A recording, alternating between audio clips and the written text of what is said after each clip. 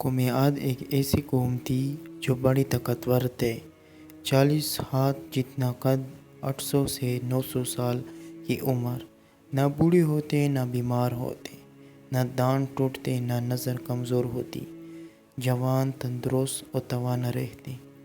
بس انہیں صرف موت آتی تھی اور کچھ نہیں ہوتا تھا۔ ان کی طرف اللہ تعالیٰ نے حضرت ہود علیہ السلام کو بھیجا۔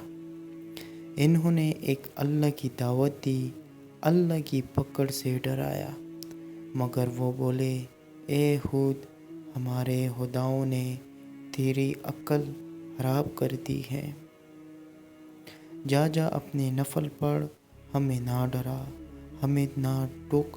تیرے کہنے پر کیا ہم اپنے باپ دادا کا چال چلن چھوڑ دیں گے؟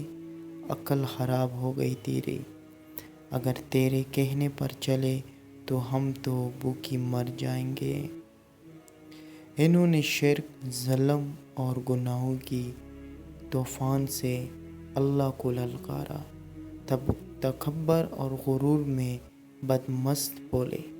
پھر عاد کا قصہ تو یوں ہوا کہ انہوں نے زمین میں ناحق تکبر کا رویہ اختیار کیا اور کہا کہ کون ہے جو طاقت میں ہم سے زیادہ ہو۔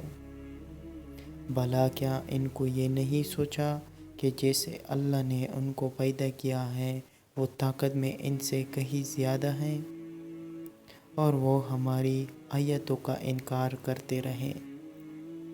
ترجمہ: کوئی ہے ہم سے زیادہ طاقتور تو لاؤ نا، ہمیں کسی سے ڈراتے ہو۔ اللہ نے قحط بھیجا، بھوک لگی، سارا ہلاک آ گئے، مال مویشی کھا گئے، حرام پر آ گئے، چوہے بلی کتے کھا گئے، سام کھا گئے، درخت گرا کر اس کے پتے کھا گئے۔ بھوک نہ مٹی، نہ بارش ہوئی، نہ قطرہ گرا، نہ غلہ اگا۔ پھر تنگ آ کر اپنا ایک وفد بیت اللہ بھیجا۔ ان کا دستور تھا جب مصیبت آتی تو اوپر والے کو پکار اٹھاتے، جب دور ہو جاتی تو اپنی بتوں کو پوجنے لگتے۔ بیت اللہ وفد گیا اور کہا کہ ہمارے لیے اللہ سے دعا کرو کہ بارش برسائے۔ اللہ نے 3 بادل بھیجے، کالا، سفید اور سرخ۔ اللہ نے فرمایا، ان میں سے ایک کا انتخاب کرو۔ انہوں نے آپس میں مشورہ کیا کہ سرخ میں تو ہوا ہوتی ہے، سفید خالی ہوتا ہے، کالے میں پانی ہوتا ہے، کالا مانگو۔ اللہ تعالیٰ نے فرمایا، واپس پہنچو، بادل بھیجتا ہوں۔ وہ خوشی خوشی واپس آئے۔ سب لوگ ایک میدان میں جمع ہوئے۔ بادل آیا، وہ ناچنے لگے کہ اب بارش ہوگی، قحط مٹے گا، کھانے کو ملے گا۔ کیا پتہ تھا کہ وہ بارش نہیں، اللہ کا عذاب ہے، جو تم خود سے کہتے تھے کہ لے آ، جس سے ہم کو ڈراتا ہے۔ اس بادل میں ایسی تند و تیز ہوا تھی کہ جس نے ان کو اٹھا مارا، ان کے گھر اڑا دیے۔ 60 ہاتھ کے قد اور لوگ پتنگوں کی طرح اڑ رہے تھے۔ ہوا ان کے سروں کو ٹکراتی تھی، اتنی زور سے ٹکراتی کہ ان کے بیجے نکل کر منہ پر لٹک گئے۔